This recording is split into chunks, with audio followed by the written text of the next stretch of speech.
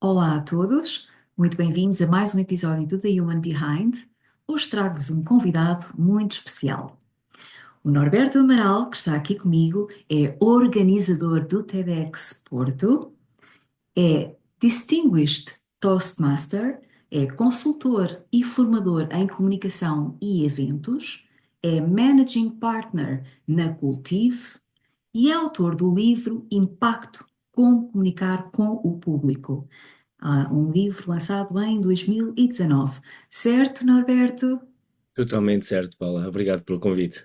Eu é que te agradeço. É uma honra enorme ter-te aqui. Muito obrigada, Norberto. Ahm, eu gostava de começar por. Há aqui muita coisa para falar contigo, é mesmo enriquecedor. Este episódio vai ser maravilhoso. E gostava de te perguntar como é que foi o teu percurso desde o início no TEDx Porto, que é a 14ª edição já no final de março deste ano, não é? Dia 29. E como é que tu entraste? Como é que te tem marcado ao longo da vida este percurso? Sei que interagiste com o fundador do TEDx Porto, o Manuel Forjás, que também me inspira bastante e deixou um legado poderoso. Queres falar um pouco sobre isso?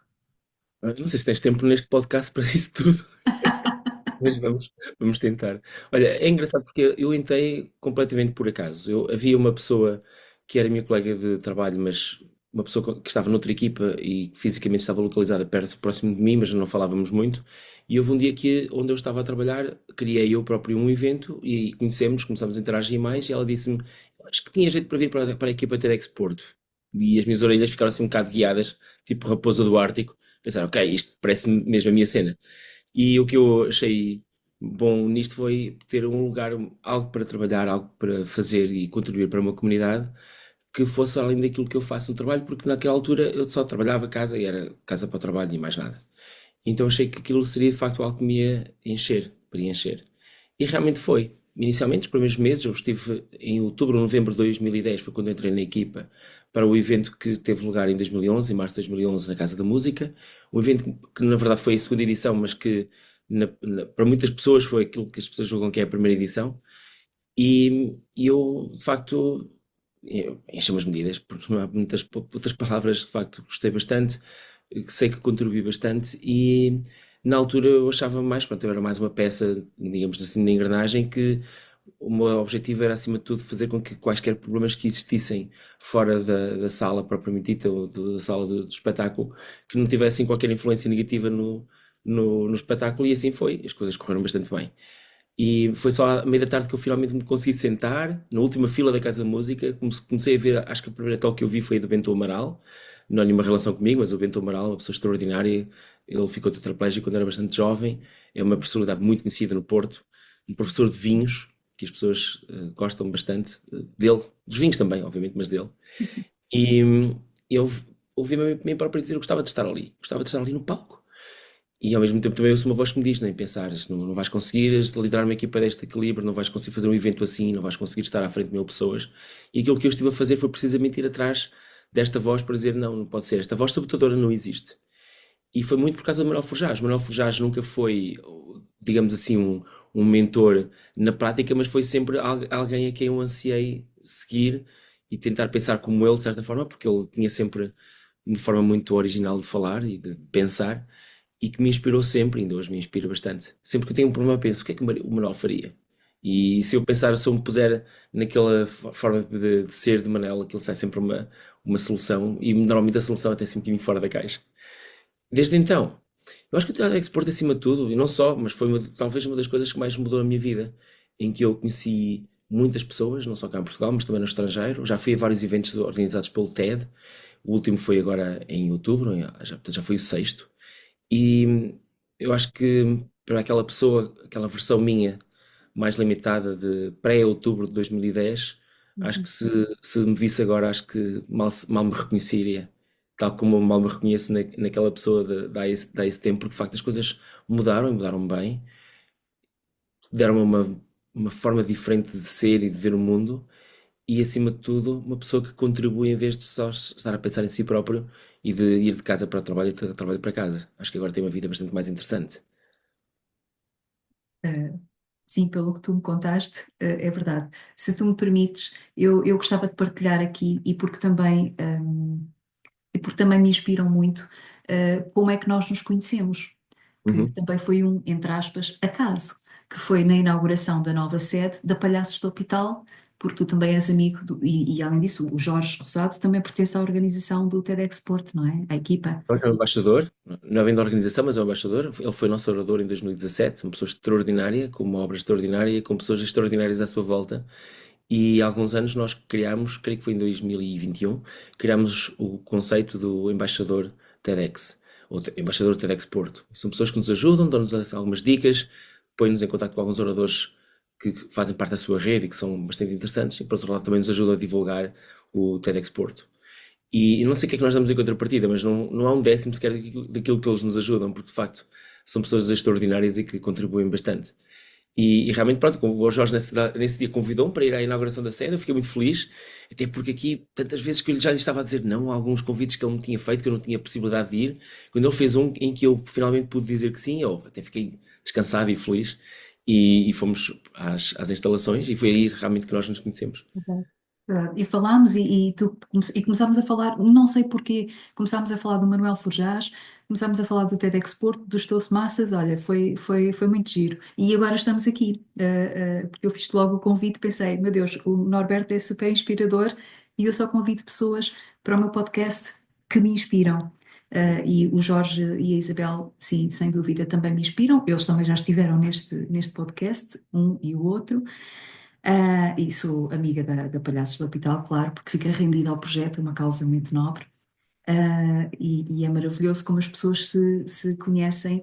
E já agora deixa-me só fugir aqui um bocadinho ao TEDx Porto, já lá voltamos, porque tu falas uma coisa muito interessante sobre networking. E lá está, isto foi um evento e no networking é que nós nos conhecemos. Eu já te ouvi noutro podcast a falar sobre o networking. Tu falas de alguns pontos importantes que devemos ter em atenção para que as coisas corram bem, para que, para que haja um fluir harmonioso, destes novos relacionamentos que criamos. Queres falar um pouco sobre isso? Claro. Eu não sei se vou dizer a mesma coisa que eu disse na altura, porque como estive noutros podcasts a falar sobre networking já foi há tanto tempo, acho eu, e estava num estágio diferente da minha vida. Eu acho que para já é um tema que não me é fácil. Eu não sou propriamente, pode parecer, mas eu não sou exatamente aquela pessoa gregária que está sempre atrás de outras pessoas. Realmente é assim que as pessoas me veem porque é quando eu estou com elas. Mas não é sempre assim. Então eu próprio tenho algumas dificuldades quando eu chego a um sítio quando eu não conheço ninguém em ter conversa, falar com outras pessoas. E quando eu realmente consigo perceber para mim próprio, não, mas não pode ser assim, vais ter que ser de uma forma diferente, é quando as coisas começam a ser mais interessantes e fluem melhor. É quando eu me faço um pequeno esforço, não é preciso muito, mas algum esforço para falar com algumas pessoas e começo a ver, esta pessoa que traz aqui tanto de valor, não para mim em si, mas eu vejo tanto de bom naquela pessoa que aí a conversa começa a fluir tanto melhor. E se as pessoas também reconhecerem um bocadinho disso, basta um bocadinho nada assim disso em mim, eu, fantástico. As coisas correm logo todas muito bem. Eu acho que há muita coisa para dizer. Eu diria que começava por dizer que quando nós vamos para um evento de networking, para um evento onde podemos fazer nesse networking, acho que é um bocadinho exagerado nós estivermos sempre a pensar nisso. Então, deixamos as coisas acalmar, não vamos com aquela expectativa, eu vou conhecer A, B, C e D. Olha, a última vez que aconteceu uma coisa engraçada. Um autor de um livro, o Malcolm Gladwell, estava no evento do TED no ano passado e eu pensei, vou-lhe pedir um autógrafo, uma fotografia com ele e tudo. É um escritor que eu gosto muito e não aconteceu. Ele deve ter entrado ali por uma zona qualquer, uma porta de serviço e fugido pela mesma, porque depois de ele ter feito a talk dele desapareceu. Portanto, lá está, havia uma expectativa elevada e que não se cumpriu. E eu acho que muitas vezes acontece isso, às vezes nós vamos com muitas expectativas, às vezes acabamos por ir atrás de tudo e todos e depois acabamos por não ter ninguém. E isto se tivermos esta perspectiva de quem vem de um lado que não é, lá está, não é assim tão gregário, não é assim tão à vontade como isso. Então eu vou sem expectativa, vou estar lá, vou simplesmente não ter preocupação de andar a mostrar-me ou algo assim. O objetivo não é esse. É simplesmente usufruir, no sentido de estar presente, estar com as pessoas, rir quando as pessoas riem das mesmas coisas, obviamente, se estivermos a rir das mesmas coisas, E de certeza que vai haver sempre ali alguém especial, naquele caso foste tu, com quem que eu vou conhecer melhor. E se eu sair de cada um destes momentos com uma pessoa nova que eu conheço, fico muito feliz. Para mim, está ótimo, cumpriu o objetivo. Mesmo. Obrigada também. Norberto, tu falaste na outra parte que eu ouvi, e acho que como este podcast fica publicado no LinkedIn e fica publicado no YouTube, tu falaste numa questão, que eu ouvi, portanto, que é o que tu realmente desejas é conhecer boas pessoas, pessoas que desejam, tal como tu, servir e que são honestas e que são íntegras, pessoas que não se aproximam de ti com uma segunda intenção ou que te façam sentir usado para um fim. Hum, é um pouco isso, não é? Quando Ainda. chego, por exemplo, como organizador de TEDx Porto, é natural, expectável de certa forma, que há pessoas que querem vir ser oradores, ou querem fazer isto, querem fazer aquilo, porque acham que estão perante assim uma celebridade, um supra-sumo, e não é. Eu sou uma pessoa normal, como todas as outras, todos nós somos pessoas normais, e às vezes são os outros é que criam essas ideias sobre nós. E aconteceu muitas vezes, mais do que uma, duas, mais do que os dedos de uma mão e das duas mãos também, de pessoas que me vêm abordar claramente com esse tipo de intenção. Eu consigo compreender, eu consigo compreender porque de facto, se eu tenho alguma coisa que as pessoas querem, é normal que as pessoas venham e tentem a sua sorte. E muitas vezes, às vezes então conseguem. Quando eu vejo do outro lado a pessoa que está ali, que está de facto a ter algo que portanto, demonstra essas qualidades que falaste há pouco, é ótimo. Então, nesse caso, temos o melhor dos dois mundos, não é? Só que muitas vezes as pessoas fazem isto de uma forma muito transacional. E vêm bajular, vêm dizer isto, vêm dizer aquilo e só têm um objetivo único de quererem ser oradores, de querer fazer isto, de querer fazer aquilo. E eu já não funciono dessa forma, eu não sou propriamente transacional, embora às vezes possa parecer, porque às vezes faço contactos sempre a pedir coisas e tudo. Anda, queres vir ser orador neste evento? Queres vir ser... Às vezes sou eu que faço esse pedido, não é? Mas quando me sinto que as pessoas vêm ter comigo e que vêm fazer esse pedido e só estão interessadas em mim por causa disso, Uhum. aí já obviamente já não estou tão interessado, não é? Acho que é natural que nós sintamos de certa forma que estamos a ser utilizados por um fim que não era aquele para o qual nós fomos aquele momento ou aquele mini evento para poder Exato. conhecer as outras pessoas, não é? Exatamente, era um bocadinho aí que eu queria chegar. Portanto, já houve realmente situações em que tiveste que dizer que não, porque não havia o alinhamento, não era, não havia a mesma vibração, se me permites o termo. E não só alinhamento, mas vamos lá ver. Aliás, não só nessas situações, eu muitas vezes sou contactado por Uhum, e-mail, através dos nossos formulários e tudo, por pessoas que de facto não vêm assim, na minha opinião, trazer assim tanto como isso ao TEDx Porto. E algumas pessoas, se eu notar que logo à primeira que não tem, não há, pronto, acabou, não tem mal nenhum. A gente diz, olha, não é exatamente isto que eu estou à procura. E as uhum, pessoas compreendem. É raro às vezes que as pessoas ficam chateadas por causa disso, mas ou então pomos que o demonstrem. Normalmente não o demonstram, não é? Mas, uhum. mas isso é normal, lá está. Nós não temos que dizer que sim só porque alguém nos aborda a pedir, não é? Mas Exatamente. nós, no fundo, estamos a trabalhar aquilo para uma comunidade. Eu não estou a trabalhar com o TEDx Porto para mim, estou a trabalhar isto para oferecer à comunidade um dia único de partilha de ideias, de projetos inspiradores, não porque alguém nos diz inspira-te, mas porque alguém nos faz sentir inspirado porque está a partilhar um bom exemplo. E quando partilhamos bons exemplos, quem gosta sente-se inspirado e segue-nos. E é que é absolutamente espetacular, não é? É, mesmo. Quando eu vejo que as pessoas não têm esse tipo de qualidade, barra de qualidade, parece uma palavra forte demais, mas Valores. de valor, então sim, então não tem mal nenhum, não vai acontecer, é tão simples como isso. Muito bem. A edição deste ano, 2005, do TEDx Porto, vai ser a grande questão. Queres Uhum. desvendar um pouquinho ou ficamos aqui no segredo? Não há uma grande questão. Não há uma grande questão. Cada pessoa tem a sua grande questão, cada orador trará as suas grandes questões. E esse principalmente é o mais engraçado, é que normalmente nós até temos uma ideia muito clara daquilo que queremos em cada um dos eventos, e nós aqui, se é uma grande questão, até isso serve de pergunta, serve de interrogação, e deixamos que sejam os próprios oradores a trazer essa sua grande questão.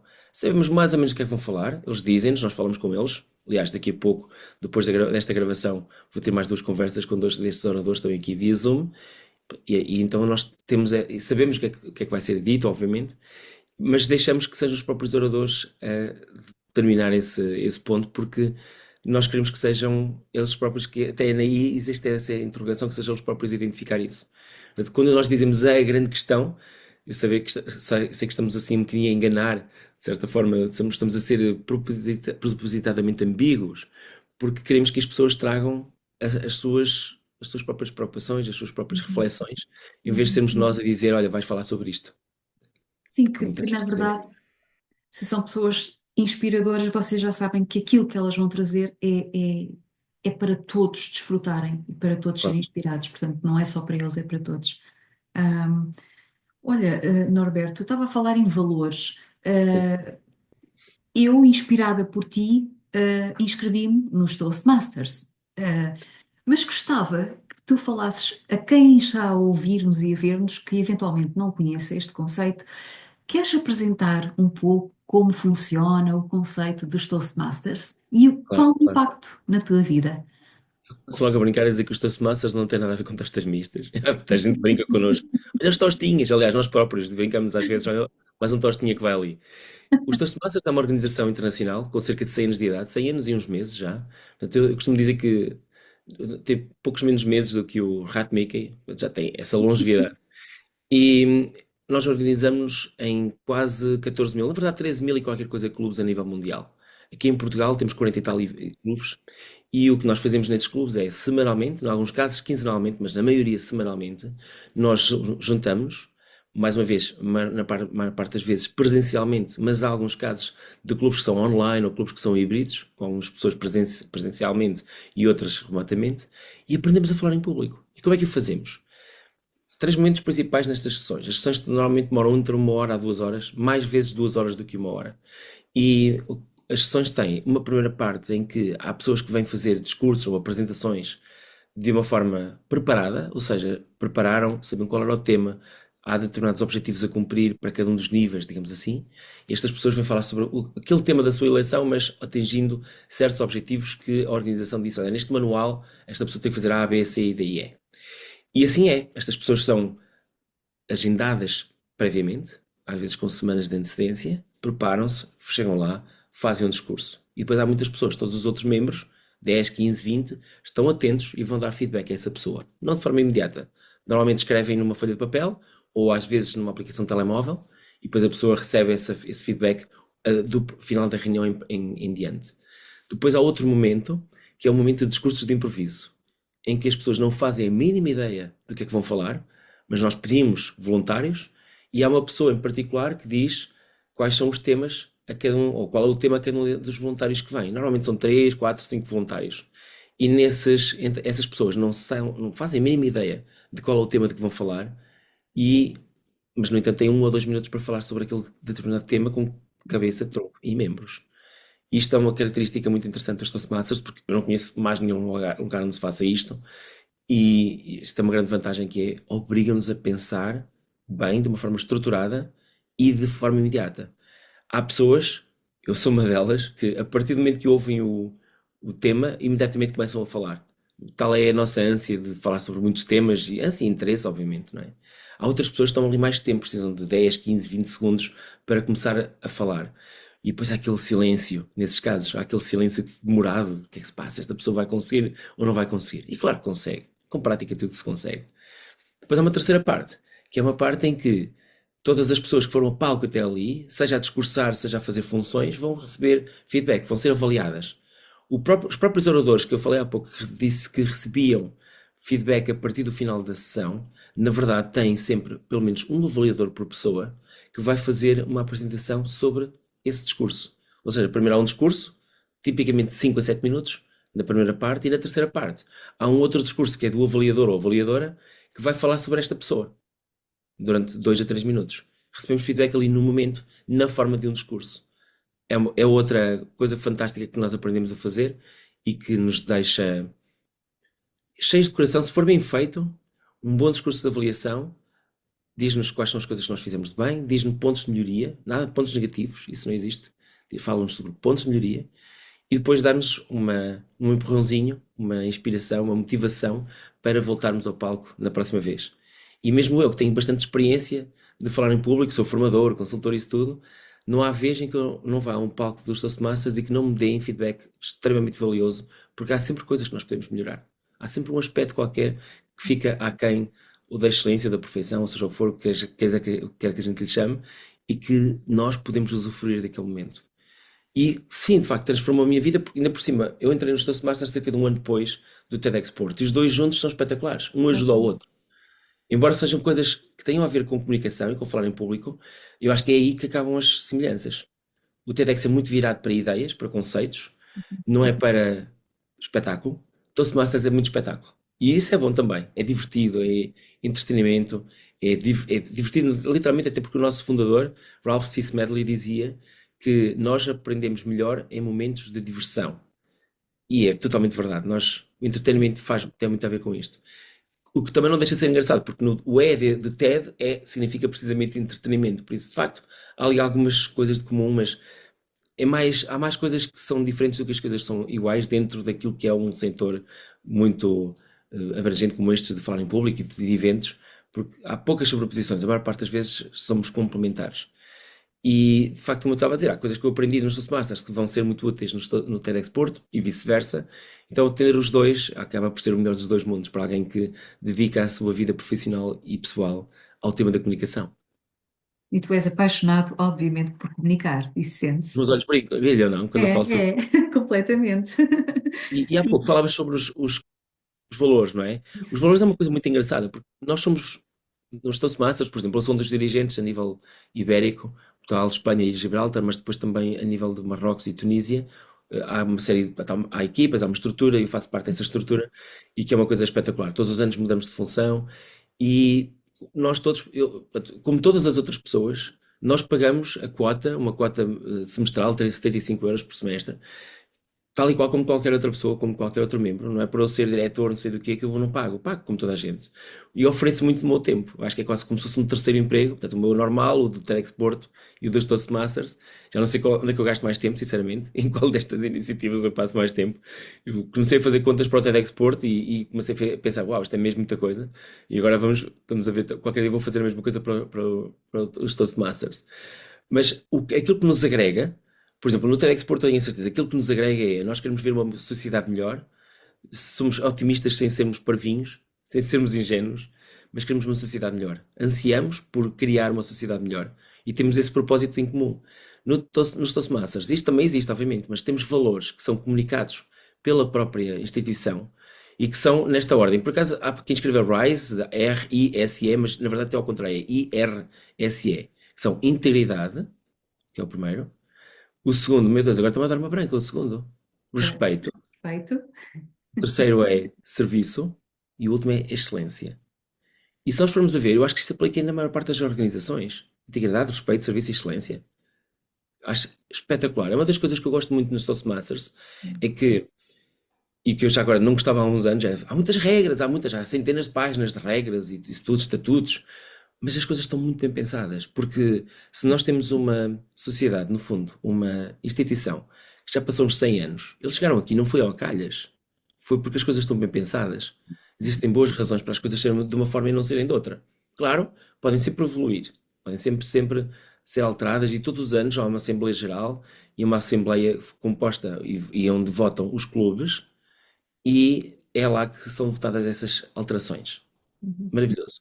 Mas há coisas que se mantêm. E esta do integridade, respeito, serviço e excelência é uma coisa que nos guia, norteia o nosso caminho, tanto quando nós somos membros, como quando somos dirigentes, quando somos, por exemplo, concorremos às competições de discursos, por exemplo, que é uma coisa espetacular que fazemos lá uma vez por ano, uma vez grande, em tamanho grande e uma vez em tamanho pequeno, aliás, na verdade, são duas vezes, e ajuda-nos muito a diminuir ambiguidades, sabemos como é que nos devemos tratar uns aos outros. Isso ajuda-nos imenso mesmo. Torna-se muito mais claro. E eu quero-te agradecer porque realmente tu inspiraste-me a inscrever-me. Eu já conhecia o conceito há muitos anos, mas não era Uhum. o momento. Eu acredito que há um timing perfeito na vida para tudo, não é?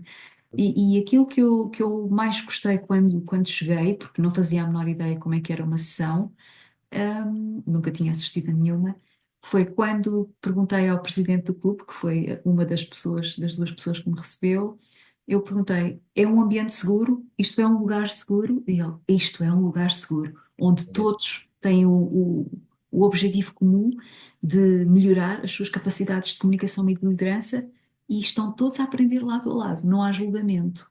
Portanto, é realmente como tu dizes. E adorei os 4 valores porque identifico-me plenamente com eles. Portanto, olha, obrigada. E quem nos está a ouvir, se lhes fizer sentido, podem sempre visitar o Clube Toastmasters mais perto, não é, Norberto? E Sim, conhecer. muito fácil de encontrar. Basta ir ao site toastmasters.org, toastmasters.org, e no canto superior direito existe um botão chamado Find a Club. Basta escrever lá o nome da cidade e o país e vemos logo quais são os clubes mais próximos. E todas as grandes cidades em Portugal têm um ou mais clubes. Ahm, Tu viajas imenso. Aliás, tu antes do TEDx Porto Sim. e antes do Toastmasters já tinhas viajado e trabalhado no estrangeiro, verdade, Uhum. Roberto? Passaste pela Sonai, mas não foi pela Sonai, foi numa empresa estrangeira que estiveste. Eu fiz Erasmus, faz agora 30 anos, meu Deus, ai, meu Deus. Fui em 94, 95, estive 2 semestres, portanto um ano letivo inteiro em Glasgow, na Escócia, e estava na altura a tirar um curso de Engenharia Física, era o primeiro, inclusivamente a primeira fornada de pessoas daquele curso, porque o curso tinha sido criado, iniciado, aliás, em 1990, e noventa, e eu estava no último ano e estava pronto para sair, e eu pensei, o que é que eu vou fazer agora da minha vida, não é? E eu reparei uma coisa engraçada, é que na altura aqui em Portugal, quando eu estava em Aveiro, na Universidade de Aveiro, não estava a ver quais é que seriam as saídas possíveis e estava um pouco preparado, ou, aliás, desculpa, preocupado com isso. E descobri que onde eu estava que havia imensas possibilidades, imensas pessoas que estavam, empresas que estavam à procura daquele tipo de qualificações. E foi assim que eu fiz. Comecei a mandar currículos, como toda a gente faz. Acho que mandei mais de 100. Tive poucas entrevistas, mas as que eu tive ofertas. E uma delas foi uma empresa no Reino Unido, chamada Fidelity Investments. É uma empresa, na verdade, norte-americana, mas que tinha ali no Reino Unido a sede internacional. É uma empresa de gestão de dinheiro, gestão de pensões, gestão de fundos de investimento. Não se metiam em alhadas como aquelas coisas daqueles derivados e warrants e essas coisas todas que as pessoas metem-se nisso e depois não sabem o que é que vão fazer à vida, são coisas perigosas. É só fundos de investimento, só ações, ponto final. E tinha uma coisa engraçada, que era a pessoa, o segundo gestor de fundos mais bem-sucedido no mundo a seguir ao Warren Buffett, é o Peter Lynch, e era o guru, era o visionário, era a pessoa que trabalhava ainda por cima na Fidelity, não na internacional, que eu nunca cheguei a conhecê-lo, mas em Boston, que é a sede mundial. Eu pensei, isto é um lugar espetacular para trabalhar. Então eu estive lá durante 5 anos e meio, adorei, foi uma experiência espetacular, muito enriquecedora. E depois, eventualmente, voltei para Portugal. Em abril, salvo erro, exatamente, em abril de 2020, 2001. E entrei na Sonai. Cá em Portugal eu mandei poucos CVs, tive ofertas de praticamente todas as empresas que eu enviei, também foram só 6 ou 7. A Sonai foi uma delas e pensei, vou fazer disto da minha vida, eu gosto disto. E trabalhei na Sonai MC durante uma série de anos, durante 15 anos e uns meses. Foi muito enriquecedor, mais ainda do que no Reino Unido.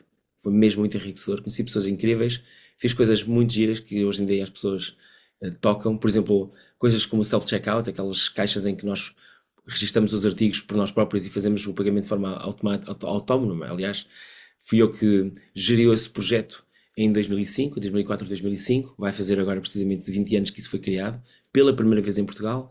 Coisas como o cartão surpresa ou o cartão dá, que eu brinco hoje quando dou aulas aos meus alunos, pergunto, vocês já receberam aqueles cartões da Vorten, ou da Sportzone, ou do Continente, como presentes? Toda a gente de braço no ar, e eu, fui eu. E eles ficam todos, é sério, professor? Tem aquele momento de fama, esse fama há 20 anos, mas continua a contar, acho eu. Faz parte do palmarés. E foram mesmo momentos muito interessantes, e eu ainda hoje, é engraçado, eu já saí da Sonai há 8 anos e uns meses, 8 anos e meio, e ainda hoje me refiro à Sonai como nós. Ou seja, aquilo está Uhum. mesmo entranhado já no meu ADN. Gosto Ficaste sempre. embaixador, não é? Sim, totalmente. Ainda vou às lojas do Continente, portanto, ainda faço parte da tribo nesse aspecto, não é? E gosto muito, lá está. Costuma-se dizer que nós podemos sair do retalho, mas o retalho nunca sai de nós. Faz sempre parte. É apaixonante. E foi engraçado, porque foi precisamente lá, em 2005, 2006. Aliás, não foi em 2005, 2006, foi no final, logo em 1 de janeiro de 2006, tinha sido convidado para uma equipa nova que estava a ser criada, que era a Direção de Desenvolvimento e Inovação, não como diretor, mas como gestor de inovação, e comecei a fazer algumas das coisas que eu começo a fazer hoje, antes mesmo do TEDxPort e antes mesmo dos Toastmasters. Comecei a trabalhar em eventos, a fazer alguns eventos internos, a dinamizar a entrega de prémios de inovação na Sonai, os chamados Sonai Innovation Awards, nomeadamente da área do retalho, mas também a ajudar as outras holdings da empresa a fazer algo semelhante. a fazer também, a dinamizar o Chairman's Award, que é um prémio na altura oferecido pelo engenheiro Belmiro de Azevedo àqueles jovens, ou aqueles não diretores que dessem ideias e que as implementassem, sendo dali ideias espetaculares, foi muito, muito giro. E coisas como, por exemplo, o chamado, havia um evento que nós tínhamos que era o Shine On, que era um evento, não era, aliás, não era só um evento, era um programa de inovação em que nós pedíamos aos colaboradores da empresa para responderem a um desafio das comissões executivas. Nós tínhamos inicialmente 200, depois passamos a ter 300, 400, 500 ou mais submissões de ideias. Fazíamos um filtro para chegarmos a 12 e essas 12 eu já lhes estava a dar formação para que pudessem ir a palco fazer apresentações em formato Ignite, que são aqueles formatos em que nós temos os slides a avançar automaticamente, sem comando remoto, e que é um bocadinho estranho, a maior parte das pessoas pensa que tem o comando remoto e que termina o tempo, não, ali é 5 minutos certinhos, são 20 slides, 15 segundos cada. São coisas que ainda hoje utilizo e que são boas ferramentas e de facto me enriqueceram bastante. Os Toastmasters, quando eu finalmente entrei ali em 2011, como eu tinha dito, e o TEDx Porto, vem enriquecer muito isto também, e isto obviamente também, toda a experiência que eu tenho nos Toastmasters e no TEDx também são influenciadas por a experiência que eu tenho de gestão na Sonai, e de boas decisões, e às vezes também fugidas más, para conseguir levar as coisas, as iniciativas a bom porto. E acaba por ser um bocado esta coisa um bocado engraçada, que é uma pessoa que, por um lado, vem da engenharia física, passa por programação, passa por gestão de projetos, gestão de inovação e agora na comunicação. Eu não sei como é que se consegue fazer uma alteração tão grande, tudo bem que foram 30 anos, não é? Mas uma alteração tão grande nas nossas vidas, porque não estou a fazer minimamente aquilo para o qual eu fui formado há 30 anos. Talvez até, eu não diria o contrário, mas diametralmente oposto, no sentido em que antes era ciência pura e dura e agora passa a ser tudo sobre pessoas, passa tudo a ver com interações e acaba por acaba por ser bastante mais enriquecedor desta forma. E sente-se que tu és apaixonado por pessoas e por comunicar, sente-se isso perfeitamente em ti. Norberto, em todo este teu percurso, tal como acabaste de dizer, tão versátil, tão diversificado, e todas as viagens que tu fizeste e que continuas a fazer, todas as culturas que já conheceste, os países, é impossível uma pessoa ficar igual, não é? Porque tu tens um novo olhar para o mundo, para as pessoas que te rodeiam, para a própria vida. A tua forma Totalmente. de ser e de estar muda, não é? Eu acho que cada viagem que eu fiz, houve sempre pelo menos uma lição que eu trouxe de lá. E coisas Uhum. que eu depois implemento na minha vida, na vida da minha família. Há coisas, por exemplo, olha, a última grande viagem que eu fiz, bem, já fiz mais duas viagens, mais grandes viagens depois disso, mas uma grande viagem que eu fiz foi em agosto passado, estive 3 semanas nos Estados Unidos. Houve uma semana que foi por causa da convenção dos Toastmasters. Como dirigente, nós devemos ir à convenção e temos formação, inclusivamente, são literalmente 6 dias em hotel, ar-condicionado, é assim uma coisa estranha, tem tanta coisa bonita lá fora, mas estamos ali dentro do ar-condicionado, mas pronto. Uma coisa engraçada que foi, eu depois, antes e depois, eu estive uns dias lá, aluguei um carro, estive com amigos que eu já não via há alguns anos, também organizadores TEDx, e um dos casos que aconteceu foi, houve um amigo meu com quem eu estive em San Diego, estive com ele 2 noites, adorei voltar a vê-lo, foi espetacular, ele já foi o organizador, agora já não é, do TEDx San Diego, e ele apresentou-me um orador que ele conhecia também, um amigo dele, e que era um abade, se chama abade, no sentido não no religioso, mas no sentido espiritual do tema, e que falámos um pouco sobre meditação e tudo, e ele disse uma coisa, duas engraçadas, que foi, ele próprio utilizava ele tinha tido uma juventude muito atribulada, ele descarregou toda essa energia negativa quando era soldado, continuou a descarregar essa energia negativa quando foi polícia, e depois chegou a um determinado ponto que disse, isto não pode ser assim, a minha vida não pode ser esta. E decidiu largar tudo isso e dedicar-se à espiritualidade. Digo eu, sinceramente, não sei se vais ficar mal ou bem impressionada com isto, mas não é bem a minha cena. Espiritualidade no sentido religioso ou assim mais esotérico não é a minha cena. Mas naquele momento onde eu estava bastante mais aberto, cada vez mais a novas experiências, e a conversa que eu tive com ele, o ver a talk dele e depois uns exercícios que temos a fazer, não de exercícios difíceis, nada de especial. Tive uma experiência em que o meu amigo me colocou aqueles óculos de realidade virtual à frente e eu estive a ter uma trip, entre aspas, sem quaisquer drogas, infelizmente, mas pronto. Ali uma hora a ver baleias a voar e cegonhas a voar com os mochos e tudo, e eu, isto é espetacular. E estive a utilizar os tais métodos de respiração que estavam a propor. E não é que aquilo ainda hoje me marca. Hoje, ele dizia, este orador dizia, que a respiração, a meditação e por aí fora é espetacular quando temos aquele momento silencioso, estamos lá no topo da montanha, na posição lótus e isso tudo. E ele diz, nada disso, de facto, é prático no dia a dia. No dia a dia nós temos que poder fazer estes momentos, incuti-los no dia a dia. Eu, ok, mas quando? Ele, olha, quando estás no duche, ou então quando estás à espera de cair o verde no semáforo. Eu, olha, isso parece interessante, isso eu consigo fazer. E faço isso de vez em quando. Lembro-me, está o semáforo vermelho, eu respiro durante 15 segundos. E traz-me uma calma muito grande. Eu sempre fui uma pessoa que foi um bocado mais bipolar entre momentos de grande calma, mas também momentos de alguma euforia, exasperação até. E aquilo tirou-me completamente essa parte mais áspera. É interessante mesmo, isto é muita piada. Portanto, se eu conseguir fazer isto com uma conversa de uma hora, com ver uma talk de 5 minutos e depois estar mais uma hora lá com os óculos de realidade virtual, imagina se eu agora fosse para um retiro, para um ashram na Índia ou algo assim, eu acho que saía de lá uma pessoa ainda mais diferente. Fantástico, fantástico. Grande experiência, grande experiência. Essa experiência era só proporcionar essa paz e essa meditação, não era para estados alterados de consciência. Não, não, só isso. Como as drogas, tu falaste, por exemplo, a ayahuasca. Deixa isso para outros. Ok. Já alguma vez experimentaste, já agora? Mas tens curiosidade. Olha, já tive pessoas que queriam ser oradores no TEDx porque queriam convidar-me para fazer, comer, para ingerir ayahuasca e essas coisas. Eu, talvez um dia, amiga, mas ainda não é este momento. Ahm, Olha, e em relação ao teu livro, que eu tenho aqui comigo, para quem não conhece, que é O Impacto, ah, em que tu falas como comunicar com o público. É um livro que me parece bastante prático, não é, Norberto? Eu ainda não tive a possibilidade de o ler, dei só uma vista de olhos na diagonal, confesso, mas estou muito curiosa e parece-me realmente que tem aqui, é um manual prático, não é? Queres falar um pouco sobre os princípios de comunicação com o público que tens aqui no teu livro? Olha, este livro é um manual, literalmente. É um manual em que, se nós tivermos uma certa dificuldade, saltamos ali para aquele capítulo. Olha, o que é que eu posso aprender sobre isto? Sobre presença em palco, sobre como é que eu posso estruturar uma apresentação, sobre, olha, o que é que eu tenho que me preocupar se me convidarem para fazer uma apresentação? Quais são os pontos principais que eu não posso esquecer?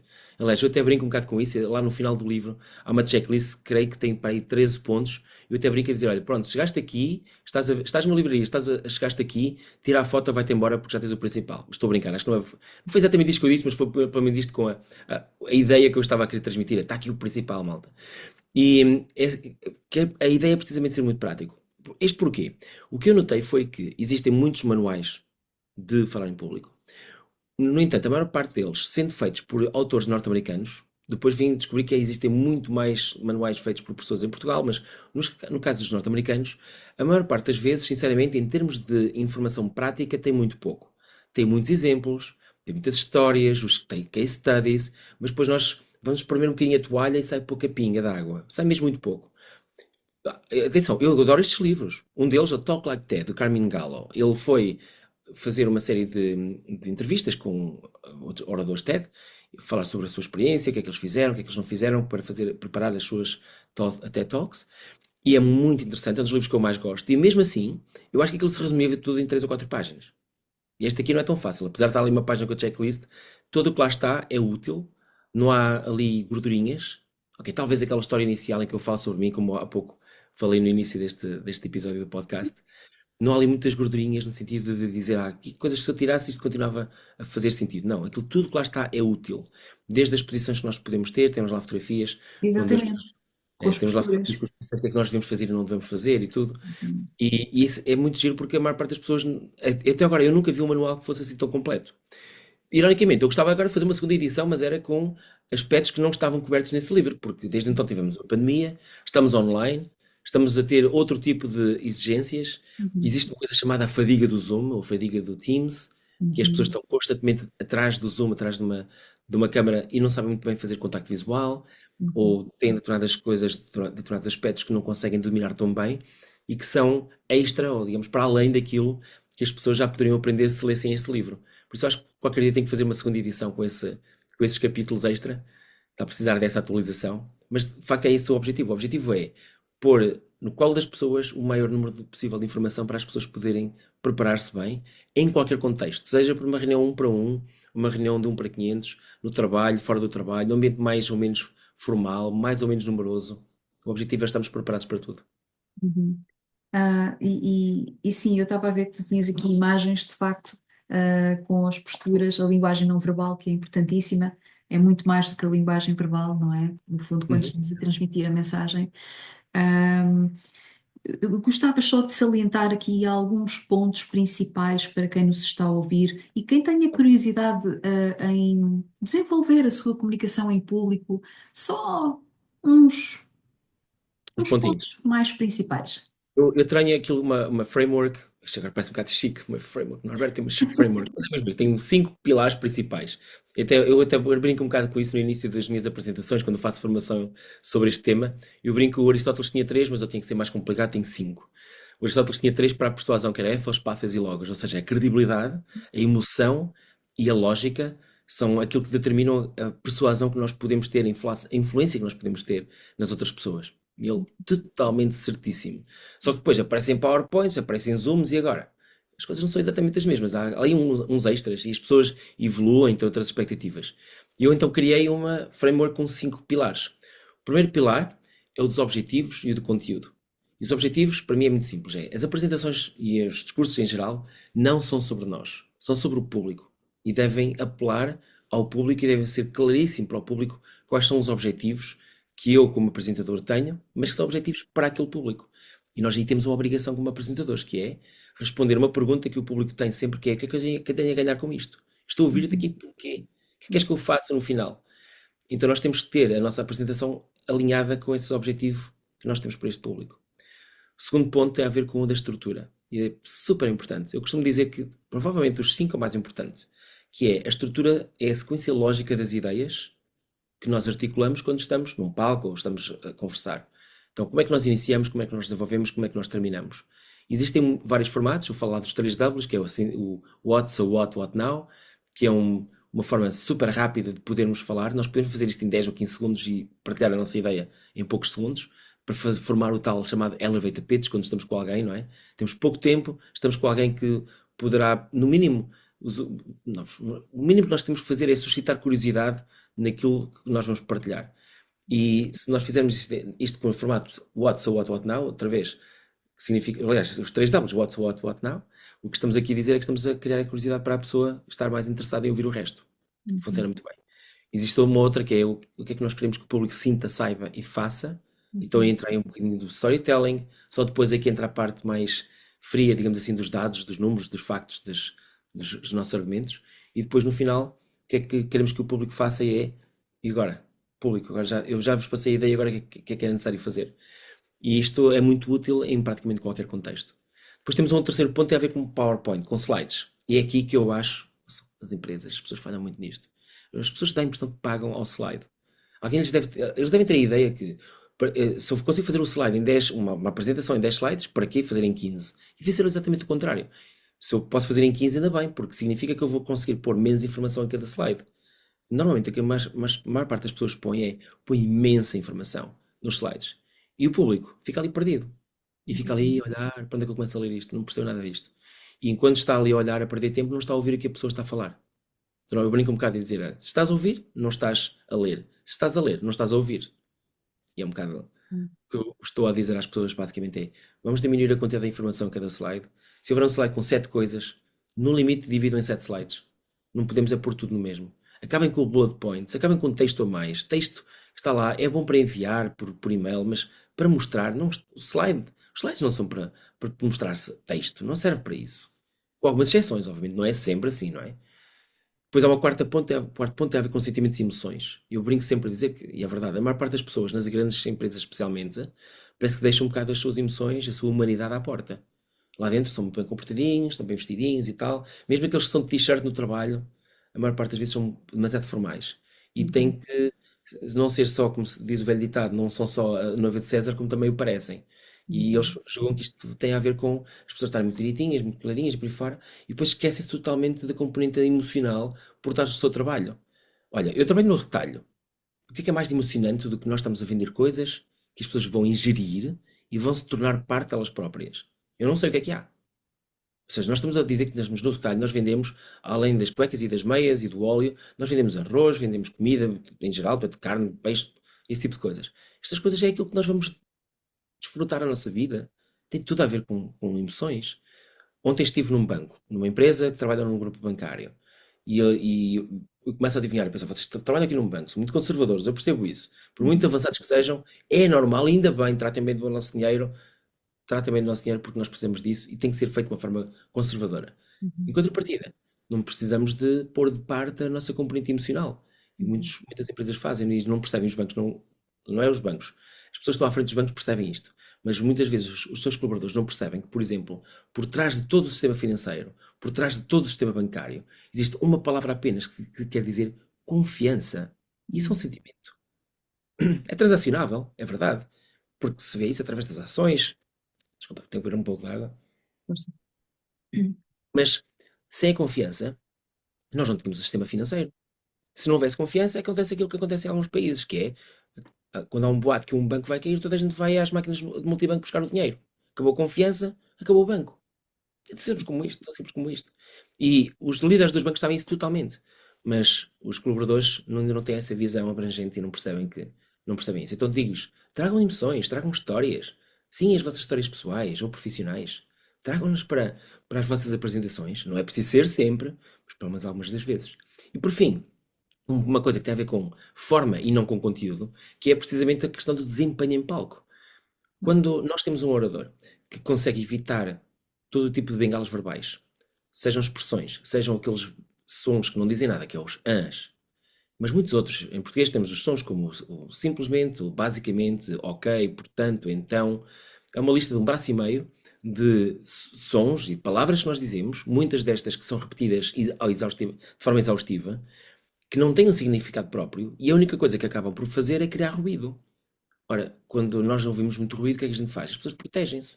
Algumas protegem-se atrás do e-mail, abrem o computador lá na sala de reuniões e estão a tratar do e-mail, outros vão pegar no telemóvel, outros vão arranjar uma desculpa e saem, vão à casa bem e não voltam, e isso nós queremos evitar. Portanto, esta é uma questão em que a forma ajuda ao conteúdo. O conteúdo sem forma não funciona. Ninguém gosta de estar simplesmente só a ouvir factos, factos, factos e depois não tem lá nenhum tipo de emoção. Então, com estes 5 pilares, tenho toda a certeza que todas as pessoas conseguem começar a criar apresentações melhores, começam a transmitir melhor as suas ideias, e as suas ideias, não só quando são bem transmitidas, têm muito maior probabilidade de, serem aceites pelo público, e dois, se nós tivermos alguma coisa que nós queremos sugerir ao público que o público faça, o público aprovará e fará isso. Mas sem estes 5 pilares, e basta que um falhe, nada feito. Tu na Cultivo, basicamente, olha, estás a ver, basicamente, utilizas todo este conhecimento que acabaste agora de falar, que está aqui no teu livro, para formar empresas. Qual é o teu público-alvo, no teu trabalho e o que é que fazes concretamente, nos teus dias? Engraçado, por exemplo, o meu público-alvo nesse aspecto é muito difuso porque pode ser qualquer pessoa, desde um líder de uma pequena startup até um CEO de uma grande empresa cotada no Euronext. O que, o que tem em comum, e aí sim faz deles o público-alvo, é ter interesse em melhorar a forma como comunicam. Porque muitos nem sequer percebem que não comunicam bem, que não comunicam de uma forma ideal. E há sempre coisas. Ideal, isso na verdade não existe, mas comunicam pelo menos para criar impacto no público de uma forma positiva em que todos tenham a ganhar com isso. Não só quem está a partilhar as ideias, lá está o orador ou oradora, mas também quem está a recebê-las. E a partir do momento que as pessoas conseguem pelo menos reconhecer, eu posso melhorar, eu estou lá, estou prontinho para começar a dizer, olha, podemos melhorar assim disto e isto, fazemos exercícios práticos também, ponho-os a partilhar histórias pessoais, ponho-os a partilhar, fazer discursos de improviso, fazendo perguntas. Existe um jogo muito giro chamado Ask Game, que é feito por um casal de pessoas do Porto, tem, sei lá, 100 e tal perguntas, e eu levo algumas, tem ali uma dúzia, duas dúzias de perguntas muito giras, e que eles ficam assim um bocado. Nunca tinham ouvido uma pergunta assim. Por exemplo, uma delas é: se tivesse um fornecimento vitalício de alguma coisa, o que seria e porquê? E há pessoas que dizem, por exemplo, eu diria, se não fosse a cafeína, era uma torneira com Coca-Cola ou com Red Bull. Adorava, era espetacular. Ou então há outras pessoas que dizem a coisa mais óbvia, que só depois de uns anos depois é que eu me percebi. Tem razão. Um fornecimento vitalício de alguma coisa era dinheiro. Assim, tudo o resto a gente consegue. Olha, um fornecimento vitalício de pessoas boas, de bom coração, era Oh, espetacular. é o Mas que a isso gente já mais precisa, não é? mas isso já existe, Paula. Isso já temos. Temos 8 milhões de pessoas lá fora. É só procurar. Já existe. É um fornecimento vitalício.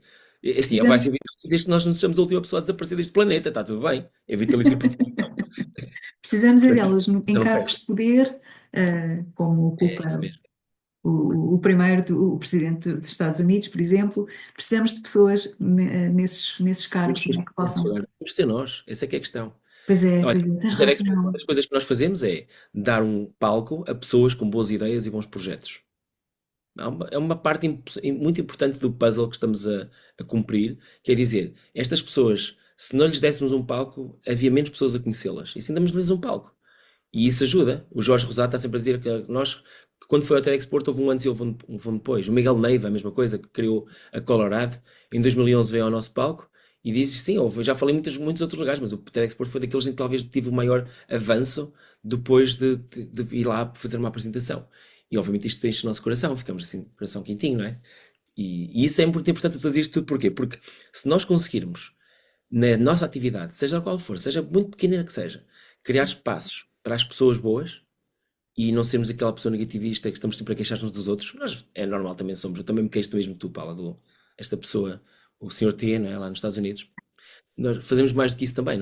Se nós conseguirmos dar um espaço às boas pessoas, eu gostava de acreditar que nós estamos a criar um mundo melhor e que fazemos, de facto, com que as pessoas boas, que já sabemos que vale a pena serem ouvidas, que de facto têm essa oportunidade para serem ouvidas. E temos que criar isso continuamente. É por isso que eu estou a organizar o TEDxPort e é por isso que eu quero ajudar outras pessoas a comunicar as suas boas ideias e espero não estar a dar formação às más. Fantástico. Fico fascinada a ouvir-te mesmo. E passam mil e um pensamentos pela cabeça enquanto te ouço. Norberto, de toda esta mescla de percurso tão rico que tu tens, tu transformaste-te completamente, ou sempre foste essa pessoa leve, comunicadora, ou houve uma transformação na tua personalidade com todos estes teus caminhos e experiências vividas? Sim, eu acho que não me reconhecia face há 15 anos, antes de entrar no TEDxPort. Há muitas coisas que, se eu agora tivesse aquela pessoa ao meu lado, teria sido um irmão gêmeo separado à nascença portanto, já não nos víamos há décadas e agora, olha, está aqui uma pessoa parecida comigo, mas de resto é isso. Sim, houve muitas transformações. Eu acho que ficava aqui horas a falar sobre elas, mas eu notei, por exemplo, eu sempre fui uma pessoa mais virada para a ciência, ainda sou, aliás, os livros que aqui estão, muitos são sobre a ciência, adoro. É como o retalho, eu saio da ciência, mas a ciência não sai de mim, não é? E eu adoro esses temas, mas também acaba por reconhecer mais facilmente a capacidade, não é capacidade, a importância que as pessoas boas têm nas nossas vidas. Em que quando nós somos cientistas nós não estamos preocupados com isso, estamos preocupados lá com o infinitamente pequeno, lá dos átomos e essas subpartículas, ou então o infinitamente gigantesco, como as galáxias e o universo. Isso é tudo muito lindo, mas não é lá que está, descobri mais tarde, o principal, o melhor da vida. O melhor da vida está nas pessoas. E isso foi preciso vir para o TEDxPort e para os Toastmasters para me aperceber disso. Claro que também há maus exemplos, mas é normal, não é? Também há pessoas que nós acabamos por não gostar ou que não gostam de nós, mas eu acho que por cada pessoa que eu encontrei menos boa, digamos assim, com quem tive algum arrufo no passado, eu acho que conheci 100 vezes mais ou 200 vezes mais que me encheram as medidas e que ainda hoje com quem eu passo tempo e é espetacular. Uma Uhum. das outras coisas, por exemplo, é que quando eu trabalhava no escritório, eu tinha uma rotina. Todos os dias, independentemente daquilo que era suposto eu fazer nesse dia, eu tinha que ir de casa para o trabalho, trabalho para casa. Hoje em dia é muito mais fácil as pessoas trabalharem de casa. Há muitas empresas, inclusivamente a Sonai, que já promove o trabalho a partir de casa. Quem me dera que isso tivesse acontecido há estes anos todos, porque a minha vida podia ter sido mais simples nesse aspecto. Porque, lá está, para mim não fazia sentido nenhum estar a ir para o trabalho de propósito para fazer um trabalho que eu podia perfeitamente fazer através de casa. Não fazia sentido. E há outras vezes que tinha mesmo que ir para o trabalho e ponto final, mas já seria menos rotineiro. Eu hoje em dia não tenho rotina. Todos os dias tem algo diferente. Há coisas que se mantêm ao longo da semana, de uma semana para a outra, mas a maior parte das coisas são diferentes. E não há 2 semanas iguais, não há 2 dias iguais. E eu adoro isso. Acho espetacular. Aliás, eu nesse aspecto, eu acho que estou mesmo a emular o Manuel Forjás, que ele fez aquele magnífica apresentação no Ignite sobre o sentido da vida. Para quem quiser, vá agora ao Google e procura Manuel Forjás, o sentido da vida. Aliás, mais do que no Google, é no YouTube, procurem e é o primeiro hit, primeiro link que encontrarem. E quando ele fez aquilo e eu vi aquilo, eu pensei, nada de especial, já toda a gente sabe isto. Controlar o nosso tempo, controlar a nossa vida é de facto o maior propósito que a gente pode ter. Só que eu não cumpria. Eu sabia aquilo. E até julgava que sim, mas se eu ia ter uma rotina que era ditada por outras pessoas, como é que eu podia ter esse controle? Eu não tinha. A liberdade, queres tu É dizer? verdade. O Manuel Frajás dizia, a maior liberdade é tu dar-te uma ideia qualquer na telha e vais para o guincho surfar, ou ou almoçar com amigos, seja o que for. E eu hoje em dia consigo fazer isso. No surfar não, que eu não aprendi ainda, mas qualquer dia, não é? E se fosse para o guincho, mas dá para perceber a ideia, que é, eu felizmente tenho uma vida neste momento, nunca é perfeita, mas tenho uma vida em que eu consigo estar a trabalhar intensamente em alguns momentos e noutros momentos eu posso estar felizmente uma semana ou duas ou três fora. Isto também ajuda a ter uma família espetacular, que é a minha mulher que me permite isto, e o meu filho que não se importa, portanto é ótimo. E Não é tens só uma tempo para questão. eles, para estar com eles também. Apesar dessa, tens tempo para estar com a tua família. Sim, eu tenho, aliás, eu estou em casa, o meu escritório é em casa, a minha empresa está sediada em minha casa e, portanto, eu não tenho um escritório para onde eu tenho que ir trabalhar. Eu trabalho a partir de casa, a partir desta mesa, a partir do escritório, a partir do sofá. É maravilhoso. E estou com a minha família, o tempo que a minha família também está cá. A minha mulher também trabalha a partir de casa, portanto, passamos muitas horas juntos. O meu filho, todos os dias vem a casa ainda, não é? Porque está na universidade, já não é garantido, mas estamos juntos todos os dias. E quando antes eu trabalhava no trabalho das 9 às 6, na verdade às vezes era das 9 às 9, às vezes o simples facto de eu ter que estar no Porto cedo às 9 da manhã significava que eu não podia levar o meu filho à escola. Houve uma altura que eu mudei, quando eu saí da Sonai, e comecei a levar o meu filho todos os dias à escola. Ele até achava-se estranho, quer dizer, quem é esta pessoa que me está a levar à escola todos os dias? E era espetacular, era ótimo. O tal equilíbrio, não é? A Yeah. flexibilidade e a liberdade que o Manuel Forjás Sim, falava. sim. Nesse também é E um eu tenho dos. consciência total, oh, Diz. Paulo, eu tenho consciência total que isto não é uma coisa fácil de se atingir. Sim, Eu Eu sei, a maior parte das pessoas estão de facto amarradas a uma vida e não estou a criticar de forma. Não estou a o criticar sistema, a vida que têm, é o que é, não é? Mas estão exatamente. ligadas a uma vida que os obriga a estar lá todos os dias a trabalhar, a picar o ponto e fazer. Eu percebo Uhum. isso totalmente. Mas também eu era essa pessoa. Há alguns anos, lá na Sonai, nós tivemos uma visita da Airbus. Queriam eles aprender connosco a fazer gestão de inovação. Foi muito, muito engraçado.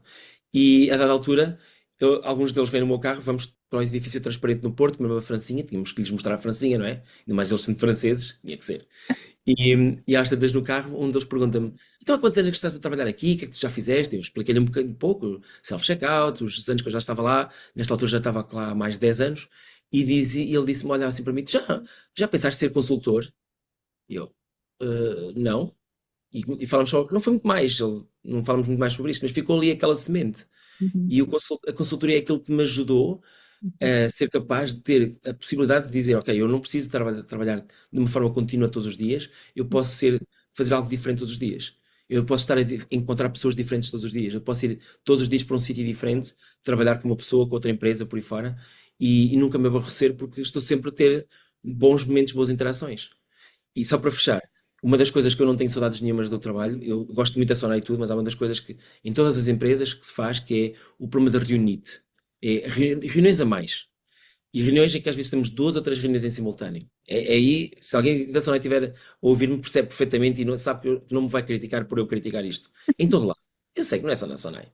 Não é E só foi nisso. engraçado que é, eu agora não tenho reunite. Acabou, nunca mais tive reuniões chatas. Eu às vezes eu não tinha, portanto, dormia pouco, chegava às reuniões e ficava ali quase que a dormitar, não é? Eu tinha consciência disso, eu esperava que os outros não vissem, mas viam.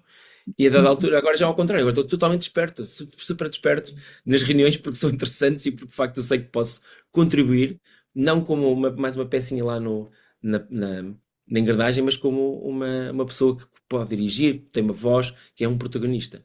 E isto é um espaço que nos cabe a todos conquistar. Não há de vir, não se pode garantir a todos uma pessoa que venha lá no banco de trás da Airbus que nos diga, já foste consultor? Ninguém, não muita gente tem esse privilégio. Eu tive, infelizmente, uns anos depois ajudou-me também a criar essa semente para poder autonomizar-me. Isso, essa autonomia que tu falas é que te dá essa liberdade para gerir as coisas à tua maneira, para não ficares assoberbado com as reunites e etc. E, e faz-te sentir essa leveza toda que tu emanas pelos poros, uma leveza Sim, incrível que não se vê na maior parte das pessoas, e tu sabes que Portugal é um dos países com maior risco de burnout. Portanto, eu olho para ti e tenho a certeza que há pessoas que, ao estarem a ver este episódio, vão pensar: como é que ele conseguiu isto? Não é? eu acho que é uma dose de coragem, uma dose de reflexão, uma dose de utilizar as Loucura? pessoas todas com quem nós trabalhámos durante anos seguidos.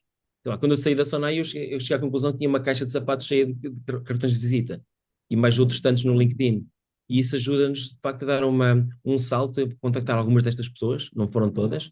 Se alguém for uma destas pessoas, vocês não foram os únicos, mas também não foi só disso, não é? Mas foi engraçado que é, a dada altura começam a perceber, fogo, eu trabalhei já com centenas ou mesmo milhares de pessoas, e isto é enriquecedor. Ao fim de 15 anos, lá está, acontece, mas há pessoas que eu sei, que eu perguntei, quantos cartões de visita é que tu tens? Quantas ligações é que tu tens no LinkedIn? E as pessoas, tenho 200 pessoas no LinkedIn, acho que tenho para aí 10 cartões, porque hoje em dia já não se utiliza cartões também, na verdade, não é? E isto é uma pena, porque de certa forma, às vezes é preciso que nós tenhamos algo fisicamente à nossa frente para nós vermos, porque ninguém vai procurar uma lista de 1500 pessoas no LinkedIn. O que é que utiliza? Quem é? Útil, útil, já adormeceu. Já passou. Mas com cartões, olha, interessante, interessante, não interessa, já é interessante, olha, vou contactar estas 20 ou estas 50. E daquelas há de haver alguma ali que poderá ser útil, é normal. E depois as coisas vão crescendo.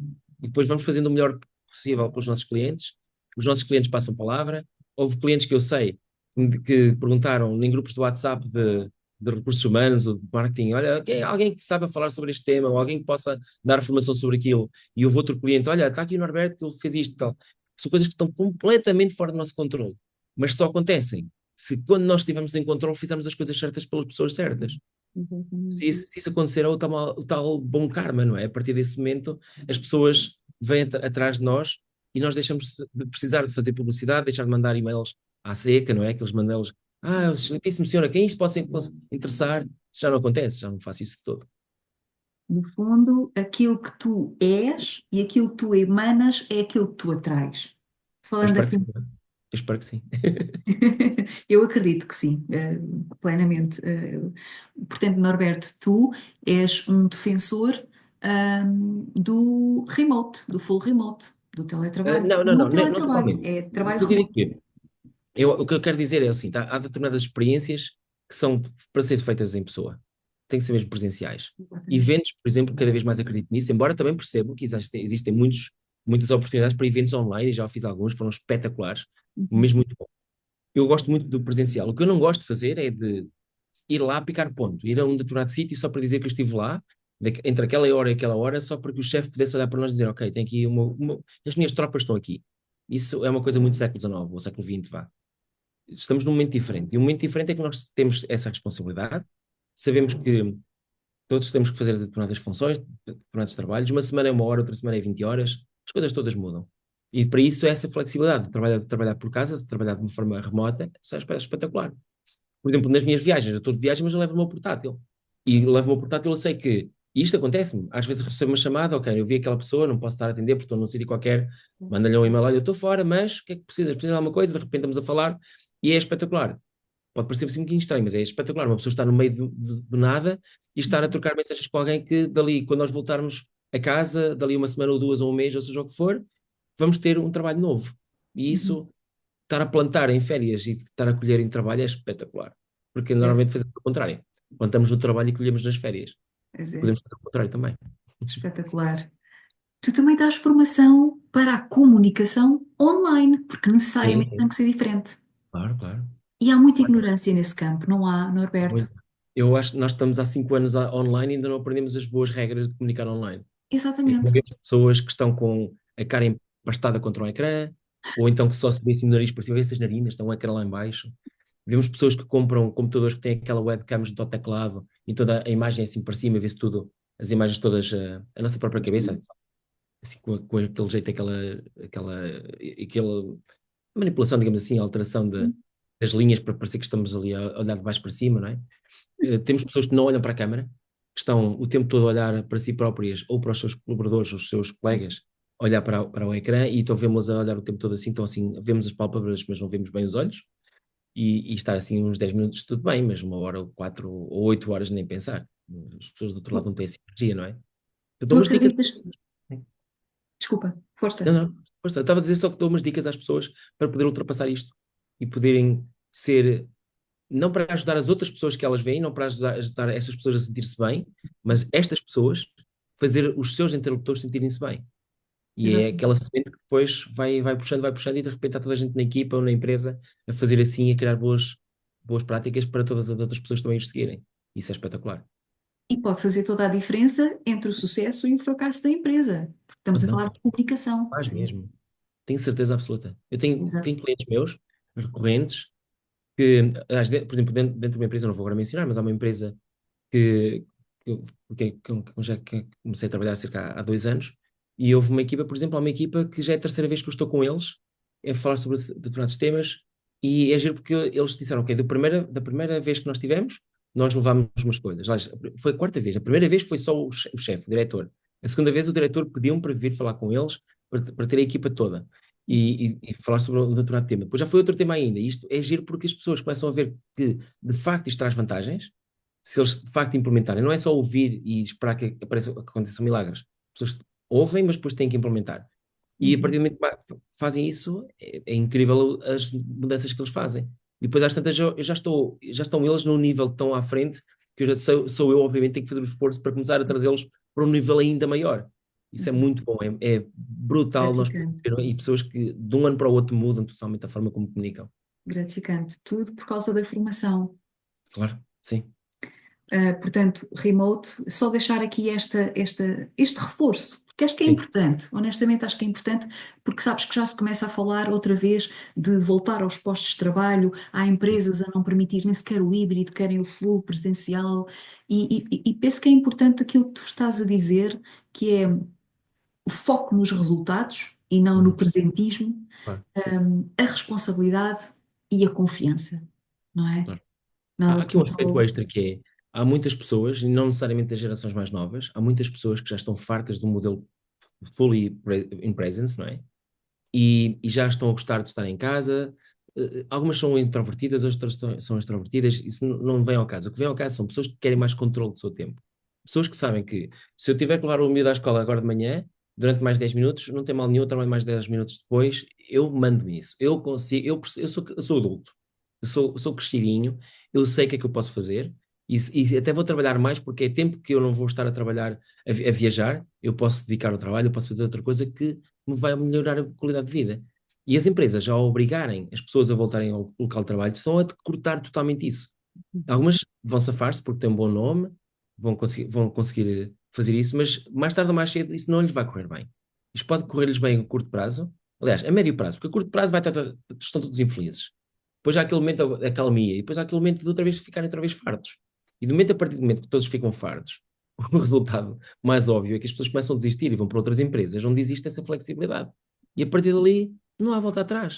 As pessoas têm que perceber, os chefes têm que perceber que os seus colaboradores não são exércitos, não são soldados, eles não são generais, somos todos iguais nesse aspecto.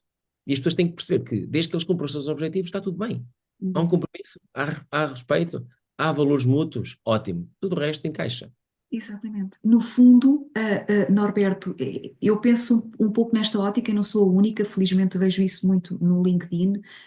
Uma dessas pessoas é a Sofia Manso, não sei se conheces, Uhum. Sim, que foi já também minha convidada no The Human Behind, que é, nós somos embaixadores por conta de outrem, embaixadores não, desculpa, empreendedores. Nós sim, somos sim. empreendedores por conta de outrem, tal como tu és empreendedor por tua conta, não é? Eh, Uhum. Mas nós somos colaboradores de uma empresa, mas no fundo estamos a empreender o nosso tempo, o nosso know-how, Claro. a nossa paixão, a nossa entrega, não é? Então Sim, temos que acreditar que estamos todos a remar para o mesmo lado, todos ah, envolvidos e comprometidos, não é? sim, totalmente, totalmente. Eu acho que nós, a partir do momento que nós nos temos que nos aperceber que essa responsabilidade nós temos-la em qualquer sítio, e eu acho que toda a gente sabe isso. Não é preciso estar a trabalhar durante muito tempo por conta de um trem para conseguirmos encarnar essa pessoa. Mas também temos que perceber que existe o contrário, não é? A empresa também tem que haver alguns, algum sentido de responsabilidade e de ajuda aos seus colaboradores.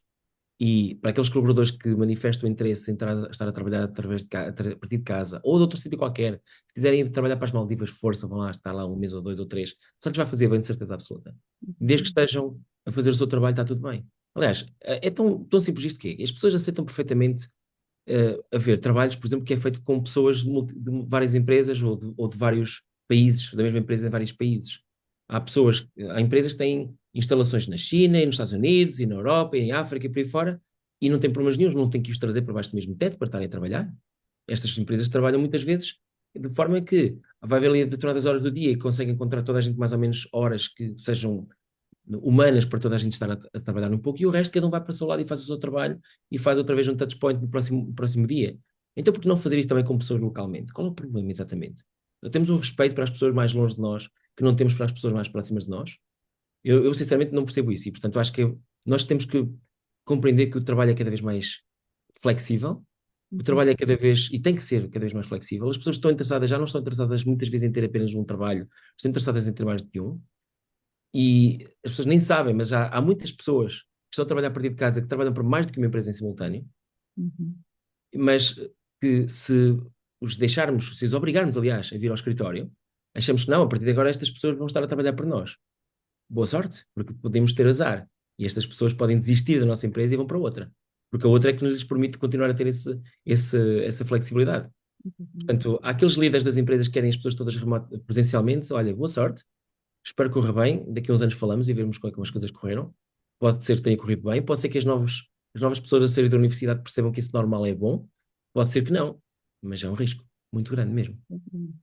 E acima desse controle que as lideranças ou chefias ainda têm a tendência de ter Uhum. para o regime presencial, acima dessa questão, impõe-se a proximidade para saber genuinamente como é que está o colega, se está tudo bem, se não há ninguém deprimido, se não há ninguém a entrar em burnout, se não há ninguém Aí isolado. Não é é, engraçado, porque aí Norberto? também é uma das coisas que agora parece um contra-argumento, mas é uma das coisas que a proximidade ajuda.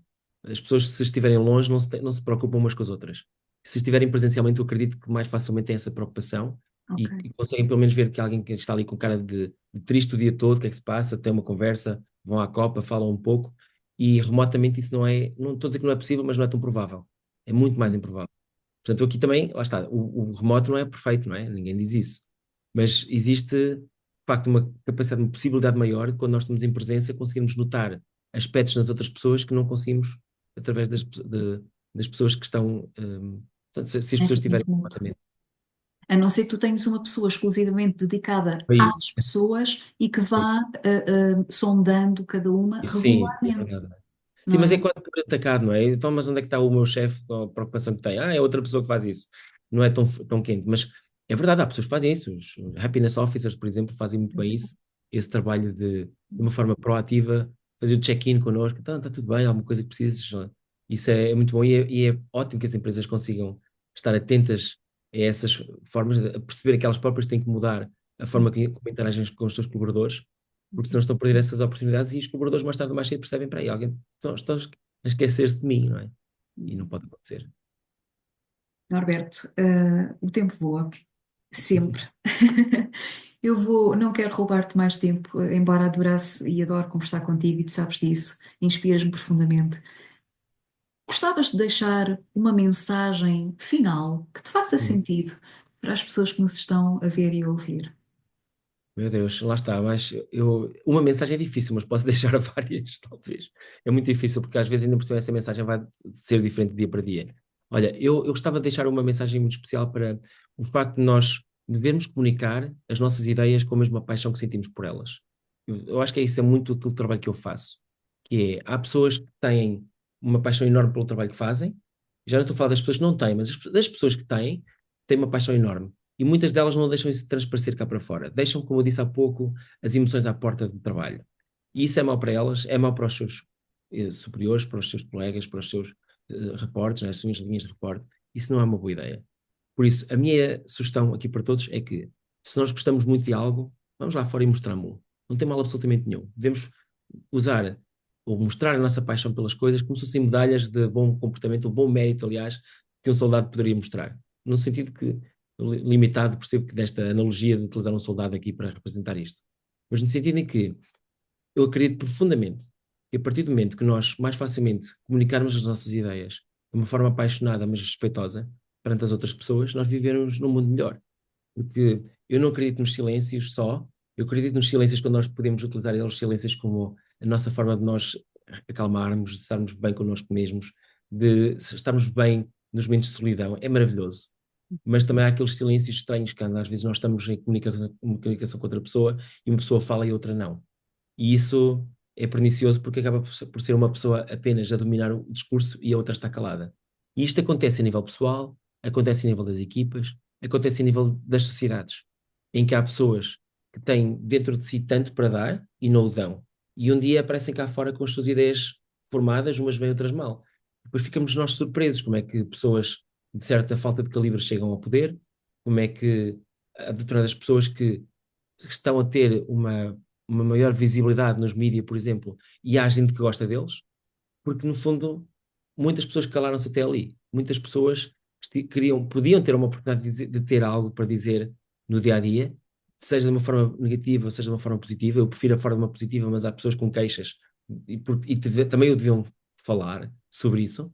E depois, um dia, quando chega o momento de votar, quando chega o momento de surpresa, aí toda a gente fica até, mas espera aí, como é que aquelas pessoas conseguiram chegar ali? Como é que aquela empresa ou aquela sociedade, aquele país elegeu aquela pessoa?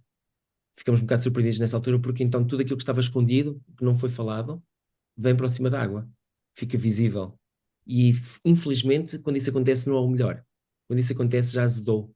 Então, nós precisamos de trazer estes nossos pensamentos, os bons e os menos bons, ao sol, expô-los às outras pessoas, falar das coisas, abrir cá para fora, sermos dissecados, nós não, os nossos argumentos, abrimos a crescer. Se tivermos opiniões, vamos partilhar essas opiniões e vamos ouvir as outras pessoas também com estas opiniões que têm sobre nós e ver que há coisas que nós dizemos que talvez não façam assim tanto sentido e talvez estejamos abertos a mudar, talvez estejamos abertos a melhorar algumas das nossas opiniões e assim evoluímos, não só sozinhos como em sociedade e ao contrário também não só em sociedade, também sozinhos. Isso, acredito eu que se nós fizermos isto passamos de um momento onde nós estamos a viver nas nossas sociedades, estamos todos focados em nós próprios, o desenvolvimento pessoal, e muitas pessoas estarem preocupadas apenas na forma como nós melhoramos. Vou fazer ginástica, eu vou investir no Bitcoin, eu vou fazer isto, eu vou fazer por mim, para o momento em que fazemos pelos outros. No momento em que nós fazemos coisas por nós, sem dúvida, nós continuamos a ser número um, mas quando nós também conseguimos partilhar algo e criar algo para os outros de uma forma totalmente gratuita, voluntária, o que nós lhes quisermos chamar. Sei que é muito para desimpactar disto, mas acredito profundamente naquilo que estou a dizer, que acho que se nós conseguirmos transmitir os nossos sentimentos, pô-los cá para fora, falar com paixão daquilo que nós já temos como paixão, que as coisas melhoram muito, mesmo que andem assim um pouco mais irregulares durante algum tempo, nós mais tarde ou mais cedo conseguimos melhorar. Se, pelo outro lado, reprimirmos alguns desses sentimentos, bem, nós estamos a ver o resultado, não está a correr bem. Grande mensagem. Uau, uau. Ficava aqui mais tempo agora a fazer-te perguntas sobre a mensagem porque isso é o que tu praticas, não é, Norberto? Isso é o que tu vives. Eu tento, não sou perfeito, longe disso, nem almejo Exato. ser, mas tentamos fazer isso, é verdade. É fantástico. Que boa Podemos acabar energia. o episódio agora, se quiseres, podemos ir até às 6, não, estou a brincar. Que boa energia. Tenho certeza que quem nos está a ouvir não se importava, porque tu és realmente muito inspirador e uma das coisas que eu mais admiro em ti, Norberto, é essa informalidade. Se me permites uma palavra mais bonita, acho, simplicidade. Uhum, Tu és uma pessoa tão simples que ninguém imagina. Quando eu estava a falar contigo, não fazia a menor ideia quem tu eras, se me uhum, permites, uhum. porque na Sim, verdade, sim, como tu dizes, somos todos pessoas, não é? claro. Ocupamos cargos diferentes, temos responsabilidades diferentes, mas a tua responsabilidade é enorme, porque tu Uhum. realmente estás a organizar um TEDx Porto com uma equipa fantástica de voluntários todos, não é? Isso, olha, Os somos anos. 27 voluntários, 27 na verdade, 27 voluntários. Nós temos uma equipa de 27 pessoas que trabalham o ano todo para criar este evento. Depois temos voluntários, entre aspas, são aquelas pessoas que estão connosco no dia e na véspera, e que alguns também estão connosco há vários anos. Aliás, é lá, muitas vezes, quando nós precisamos de equipa, de pessoas para integrar a equipa central, fazemos. E temos esta ideia, que temos este desígnio, que é fazermos um dia por ano. Depois há outros meios dias também, mas pronto, mas há um dia por ano muito grande, em que temos 1.200, 1.300 pessoas na Alfândega do Porto, trazemos 14, 15 oradores, 16 oradores, algumas performances também. Eu acho que ninguém entra lá e sai da mesma forma. Não, é impossível. Ou assim, se o for, que o diga, a gente precisa de saber. Mas eu não acredito mesmo. Acho que as pessoas, quando estão perante uma energia tão positiva que se vive ali, se vê pessoas que, em vez de estarmos a queixar das coisas só negativas, estamos ali também a tentar criar algo de novo e, obviamente, algo positivo. E encontramos outras pessoas como nós, com os mesmos valores, com a mesma abordagem ao mundo. Por exemplo, um terço das pessoas que, quando se autodescrevem, quando preenchem os seus dados no formulário, de inscrição, um terço diz que são curiosos. É muito interessante isto. Uhum. E não é só mulheres, muitas mulheres dizem que são curiosas, é uma maior porcentagem, mas não é muito maior do que a dos homens. Os homens também dizem, dizemos, três palavras que te E definem. não. Muitas pessoas dizem curiosidade, curiosidade, mais do que otimismo, do que as outras coisas. Então nós estamos lá para trazer coisas que as pessoas de outra forma nunca seriam capazes de ver e muito menos debaixo do mesmo teto. Como é que nós debaixo do mesmo teto temos um filho de um terrorista, como temos a Pilar, que é a mulher do ex-mulher a mulher, pronto, do José Saramago? Como é que nós temos o Alfredo Cunha, que foi fotógrafo do 25 de Abril e que é uma pessoa incrível, com um coração brutal e que tem tantas experiências, tanta coisa para contar? Como é que nós temos o Dan Ariely, que é um psicólogo na área da psicologia comportamental, que faz montes de experiências e que é uma pessoa extremamente curiosa, está sempre a fazer perguntas assim, muito fora da caixa, tudo debaixo do mesmo teto, não ao mesmo tempo, porque às vezes não conseguimos trazer estas pessoas todas para o mesmo evento, mas nós temos a certeza que criamos um espaço, um momento em que as pessoas, ao estarem a ouvir, estão a sentir por dentro a mudança. Eu, por exemplo, estou lá, mesmo na organização, estou sempre com um caderninho a tomar notas, a tirar ideias, porque há sempre coisas que vão sair dali para a minha vida no futuro, seja a vida profissional, seja a vida pessoal, seja para o próprio, perdão, para o próprio TEDx Porto. E quando chegamos ao fim, temos estas coisas fantásticas que é, as pessoas vêm ter connosco, abraçam-nos, nós abraçamos-las, os oradores também, ficamos ali um tempão a abraçar-nos uns aos outros, porque de facto foi um momento lindo, e, e sabemos que depois que a vida continua, depois a vida continua, para alguns vai tipo às 9 da manhã, estão no dia a seguir, ou na segunda-feira a seguir no trabalho, e então aí o baque é mais forte. Há outras pessoas que vão, mesmo assim, quando vão para o trabalho às 9 da manhã, que já estão lá com outra energia, estão com ali uma espécie de mola nos calcanhares e até a vida parece que é diferente, não é? E, e também às vezes acontece o contrário, já me aconteceu, os melhores eventos de TEDx Porto, eu ando deprimido uma semana ou duas a seguir, no sentido que eu recebo tanto amor e carinho das pessoas que depois, no dia a seguir, não há nada, há um silêncio total comparado com o dia anterior daquela azáfama, portanto aquela queda de adrenalina faz com que, no fundo, depois seja doloroso durante uns dias. Em Acredito. 2016 ou 2015, já não sei, eu tive literalmente 2 semanas que eu estava, parecia uma concha, ou parecia um búzio numa concha. Porque eu não sabia para que lado é que me havia virar, o quão bom aquilo foi.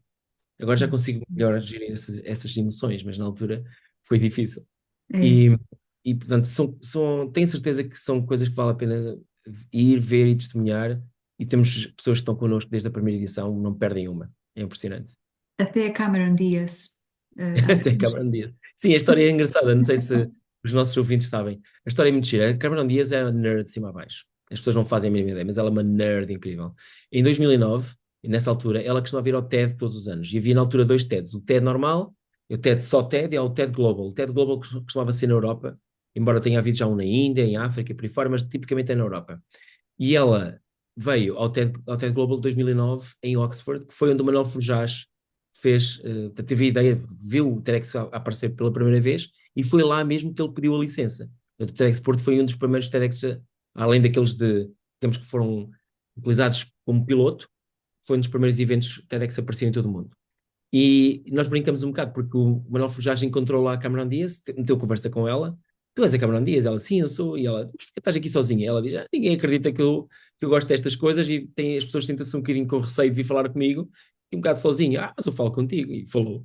Então nós brincamos um bocado e dizemos que nós somos os filhos do Manuel Forjás e da Cameron Diaz. Pronto. Que lindo, que lindo! Sem querer implicar que eu valia mais alguma coisa entre eles. Não estamos a dizer isto. Não, nada disso. Não houve. Olha, oh Não, Helena, tu não sabes que acredito. isto é a brincar. Se a Helena for já nos estiver a ver, ela Sim, sabe que é a brincar. Olha, é fascinante ouvir-te, de facto, Norberto. E o TED, sem dúvida, o TED também já me inspira. As TED Talks já me sim, inspiram há sim. anos. Não faço a mínima ideia qual foi a primeira que eu vi, mas inspira-me profundamente. Uau, estou de coração cheio, não sei o que dizer mais. Penso que já foi dita tanta coisa e tão enriquecedora. E obrigada, Norberto, mais uma Obrigado, vez, porque obrigado pelo convite. de tanta coisa que tu tens para fazer, disponibilizaste imediatamente quando eu te convidei e aceitaste o convite. Que grande honra! É como se eu tivesse aqui, acho que me entendes, é como se eu tivesse aqui um pouco.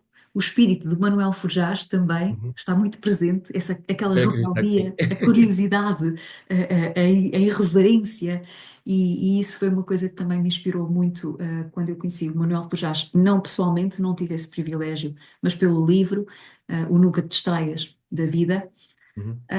numa altura em que eu estava a desistir da minha vida e ele a lutar pela vida dele, portanto, foi por isso que ele impactou tanto a minha vida.